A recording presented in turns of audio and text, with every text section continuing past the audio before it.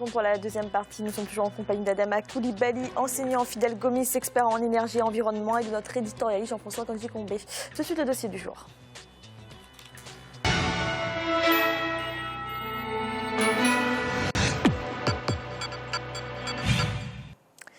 La Société nationale burkinabé d'hydrocarbures Sonabi a plus de 30 ans. Elle est exclusivement détenue par l'État. Ses missions, l'importation, le stockage et le conditionnement des hydrocarbures. Mais aujourd'hui, son monopole de droit sur tout le territoire national soulève des contestations. Certains prônent la libéralisation du secteur. Reportage de notre correspondant Jean-Paul Ouedraogo.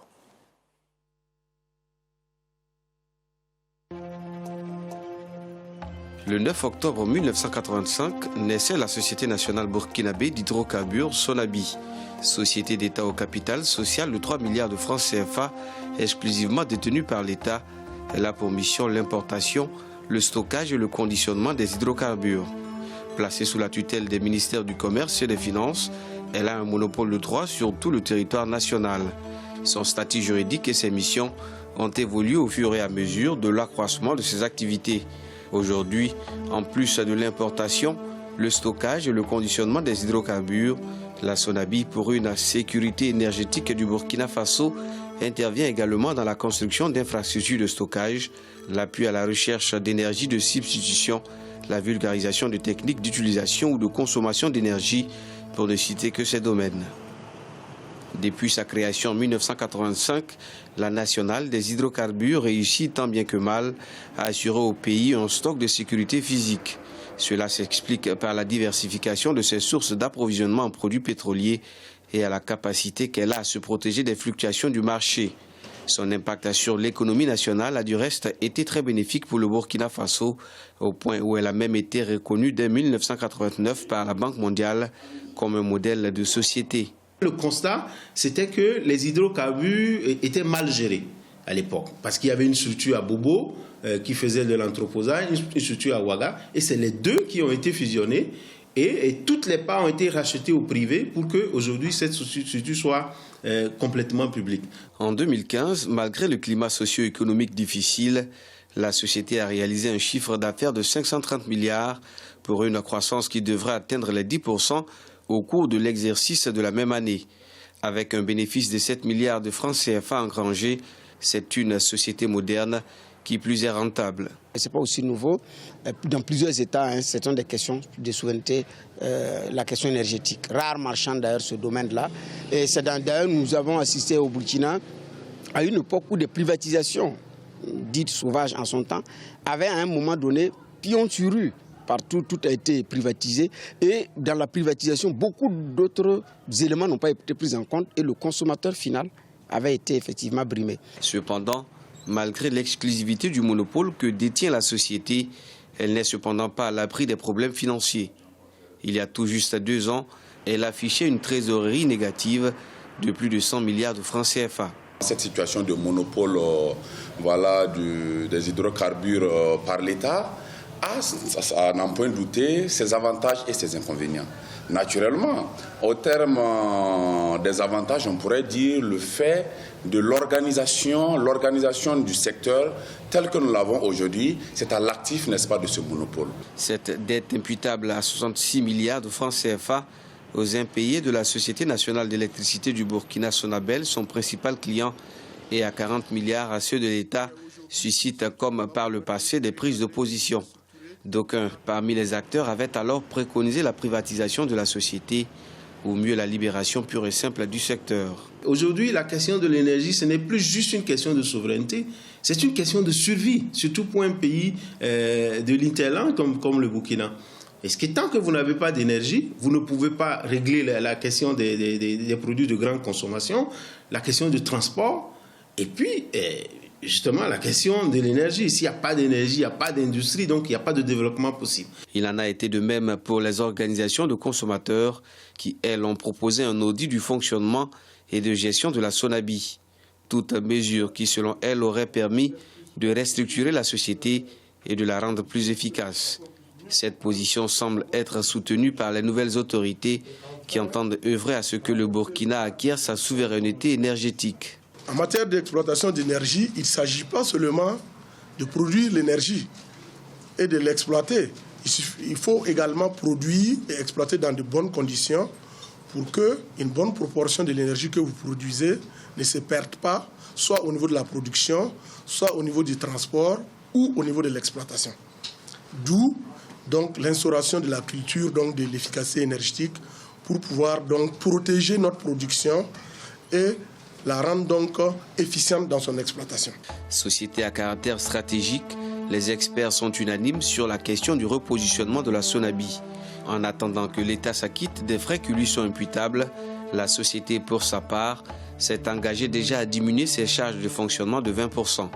Une initiative qui s'est révélée un soulagement pour la nationale, qui ambitionne des investissements importants au profit des Burkinabés.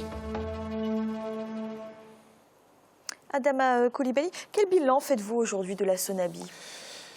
La Sonabi a été créée sous la Révolution, avec le capitaine Blaise Compaoré, enfin le capitaine Thomas Sankara, pardon, et dans un but justement de permettre au Burkina de préserver sa souveraineté énergétique, en tout cas en ce qui concerne les hydrocarbures. Donc au début, c'était une vraie question de souveraineté. Absolument, absolument. Et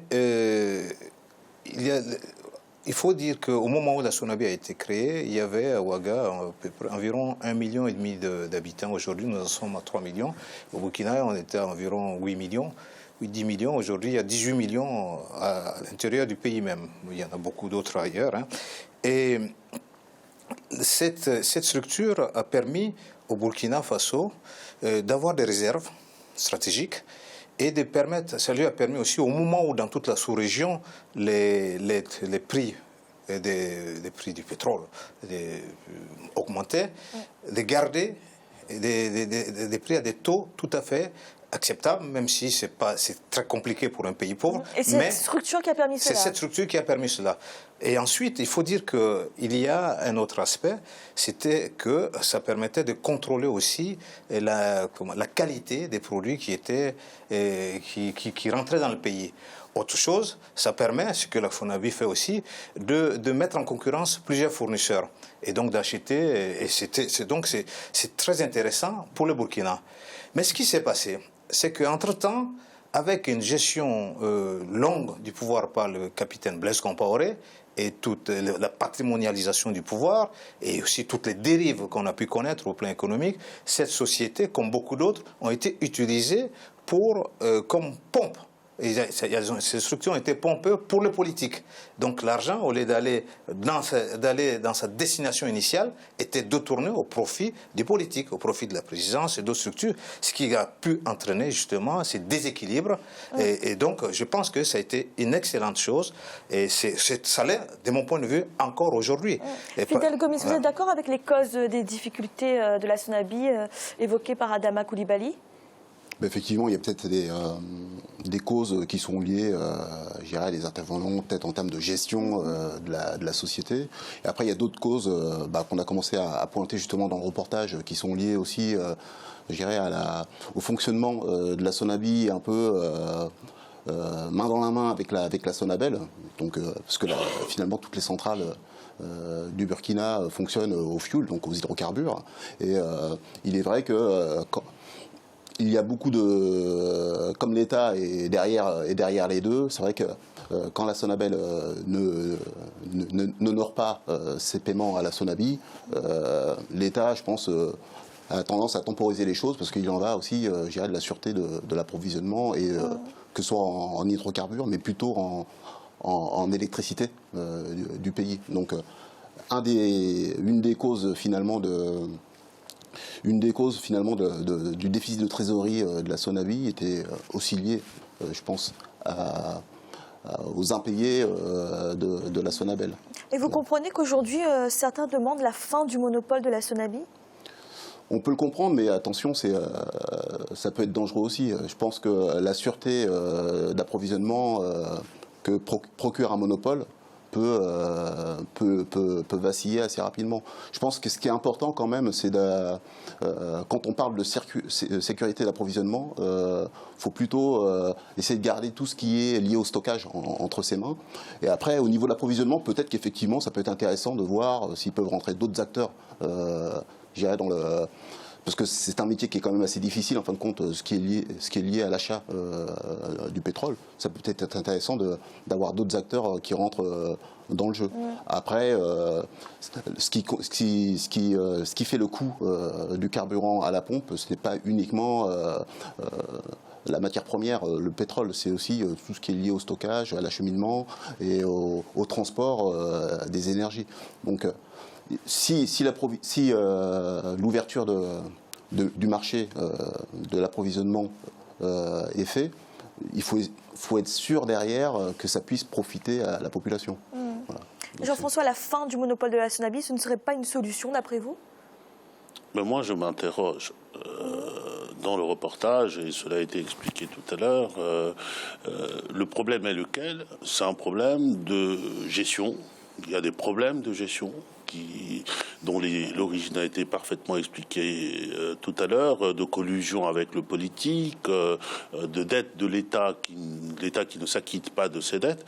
Est-ce que la solution à ces problèmes de gestion et à ces problèmes je dirais, de paiement des dettes de l'État, est-ce que la solution c'est la privatisation? Je ne suis pas sûr, parce que de toute façon, la Sonabel, c'est-à-dire la société d'électricité du Burkina Faso, consommera toujours. Si cette société-là ne règle pas ses factures, on viendra les lui réclamer, et peut-être qu'il y aura aussi des arriérés.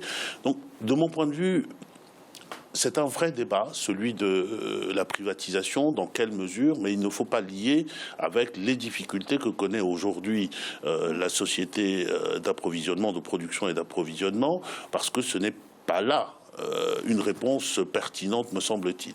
Il y a un autre élément dans le reportage qui n'a pas été souligné et que je trouve extrêmement intéressant, c'est que malgré ces difficultés-là, cette société, la Sonabi, a des projets d'investissement, et c'est une société qui travail à la souveraineté énergétique, mais le travail à la souveraineté énergétique, c'est aussi l'investissement, la prospective, l'identification des besoins en termes d'énergie demain, la diversification, etc. Et cette société-là, je ne suis pas sûr que des sociétés privées, des multinationales, qui viennent, qui prennent les parts de marché ou qui prennent le marché de l'énergie, soient nécessairement les mieux placées pour réagir ou pour anticiper ainsi les évolutions dans l'avenir. C'est aussi un élément important de la souveraineté énergétique qui est bon. On ne peut pas imposer un modèle à tous les pays africains, mais je trouve que celui-ci est un modèle intéressant. Oui. Si je peux me permettre, d'ailleurs, il faut dire que cette question de la dette de la Sonabi, de la dette de l'État, il y a une dette intérieure au Burkina, comme malheureusement c'est le cas de beaucoup d'autres pays africains, qui est lourde et qui concerne pas seulement des sociétés d'État, mais également des sociétés privées qui ont beaucoup, qui attendent de la part de l'État d'être remboursées. Donc le problème n'est pas là. Donc ce n'est pas parce qu'il y aura des sociétés privées qui viendront qui vont fournir la Sonabel, que c'est pas parce qu'elles seront privées qu'elles seront plus facilement remboursées. Donc ça, c'est le premier élément. Donc maintenant, l'autre élément, c'est quand même la sécurité. Quand on a affaire à des sociétés, on l'a vu par ailleurs avec Trafigura, on a vu aussi avec les Probo Koala en Côte d'Ivoire. Quand on a affaire à des sociétés privées et qui n'ont pour seule préoccupation que la rentabilité, en général, elles font beaucoup moins attention, surtout lorsqu'il s'agit des pays africains. D'ailleurs, il y a un reportage de certaines sociétés, des rapports de certaines ONG récemment qui montrent en quoi on déverse sur le continent des produits des dérivés du pétrole qui ne respectent pas, qui sont à des années-lumière des normes occidentales. Donc, c'est des sociétés qui n'ont pas beaucoup de contrôle, peuvent mettre en danger la sécurité publique. Voilà pourquoi il est important, c'est un élément aussi important, au-delà de la rentabilité. Sinon, les questions des dettes, ça ne concerne pas que les sociétés d'État. Très rapidement, quelques secondes.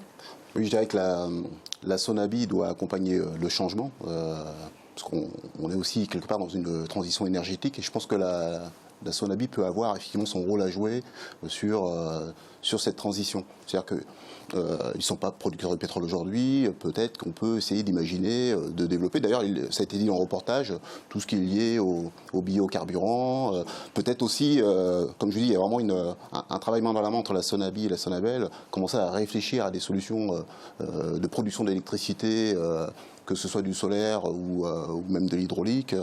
Je pense que c'est plus justement à l'État, justement, et à la Sonabi, d'essayer d'aller dans ce sens-là. Et peut-être qu'effectivement, derrière, il y aura tout un bénéfice en termes de coûts à la baisse pour la population. Merci. Et tout de suite, un rappel des titres qui ont été développés en début de cette émission. En Guinée-Bissau, des milliers de personnes sont descendues dans les rues de la capitale pour exiger le départ du président José Mario Vaz. Ils avaient déjà manifesté samedi pour demander au président de quitter le pouvoir. Au même moment, Alpha Condé, le médiateur dans la crise, exige l'application des accords de Conakry. Et fin d'exil pour le commandant Aboubakar Sidiki Diakité dit Toumba, l'aide ex de camp de l'ancien chef de la junte Moussa Dadis Camara a été extradé le 12 mars par les autorités sénégalaises vers son pays, la Guinée. Son extradition a été approuvée par la justice sénégalaise en janvier et validée par décret par le président Macky Sall. Nous allons marquer une nouvelle pause dans la troisième partie de l'Africa News Roma.